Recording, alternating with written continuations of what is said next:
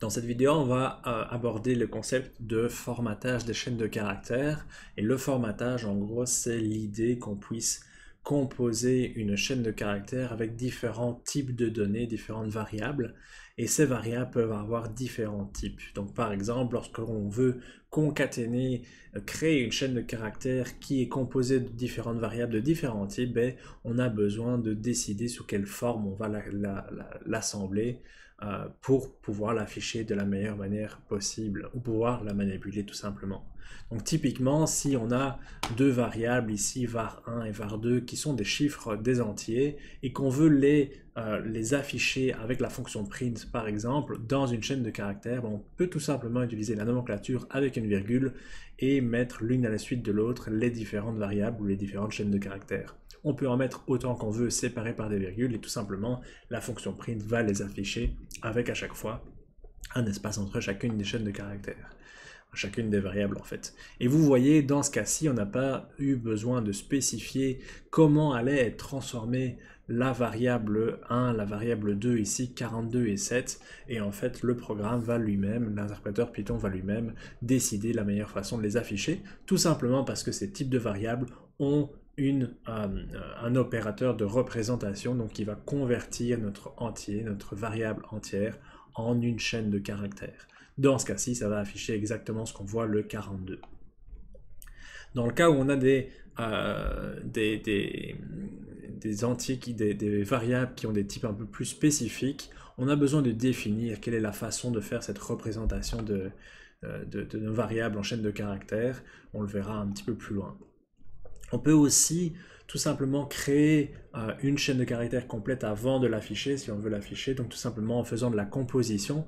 Par contre, pour ça, on n'a plus la possibilité avec la fonction print de simplement mettre la chaîne de caractères et on doit donc convertir notre variable, qui peut être un entier, en une chaîne de caractères en utilisant la fonction str de notre variable. Donc cette fonction va tout simplement convertir notre variable de n'importe quel type en une chaîne de caractères si on a évidemment la possibilité de le faire. Et chaque type de données qui sont usuelles, typiquement des séquences, des entiers, des nombres flottants, des complexes, vont avoir leur propre façon de se transformer en une chaîne de caractères pour avoir un bel affichage.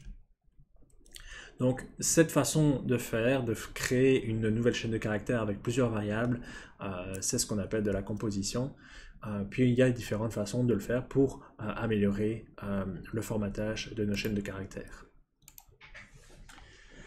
Notamment si on veut simplifier la façon dont on va intégrer les différents paramètres, que ce soit des entiers ou des nombres décimaux, on va pouvoir utiliser une nomenclature qui permet de faire du formatage avec le symbole pourcentage, où on va à chaque fois spécifier le type de données qui est à notre disposition. Par exemple, si je crée une chaîne de caractères qui est bonjour Benjamin, ici, où ma variable nom est une chaîne de caractères, je peux avec le symbole pourcentage lui spécifier que c'est une chaîne de caractères avec le S comme string.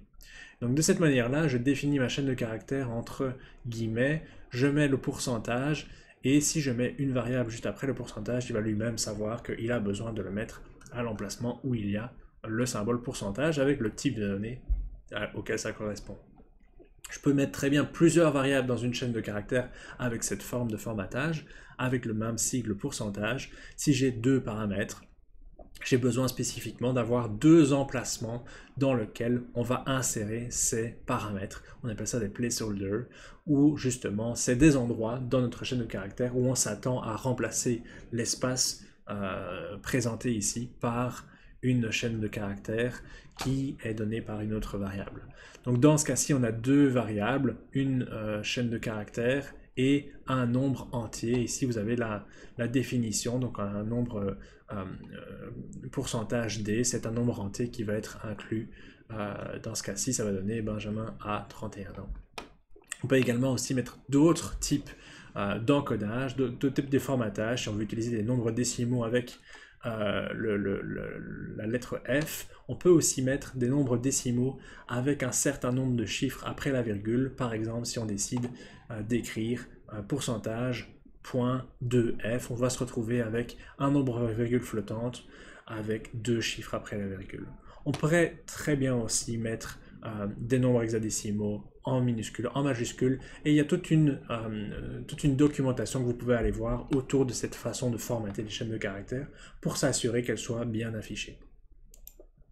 Une autre option pour afficher les chaînes de caractères est d'utiliser tout simplement les accolades à l'intérieur de notre chaîne de caractères et d'utiliser la fonction format, qui est un peu une extension de cette ancienne façon de faire le formatage avec les chaînes de caractères, avec les pourcentages. Mais tout simplement, si on utilise la fonction format, donc on met notre chaîne de caractères avec les guillemets et qu'ensuite on met point format avec toutes les variables, et bien, les variables, chacune de ces variables vont être mises dans l'ordre, donc la première variable dans la première accolade, la deuxième variable dans la deuxième accolade, et si on veut spécifier un certain formatage, un certain type de format de données, on peut spécifier de la même manière qu'on l'a spécifié avant, par exemple un point 2G pour un certain nombre de décimales au niveau des variables, que ce soit des variables entières ou des variables en virgule flottante. De nouveau, il y a toute une documentation autour de la fonction format que vous pouvez aller voir. C'est très intéressant parce que ce sont des fonctions qui sont très puissantes. Une troisième alternative au niveau du formatage des chaînes de caractères, c'est d'utiliser ce qu'on appelle des f-strings, tout simplement en ajoutant la lettre F devant le premier guillemet de notre chaîne de caractères.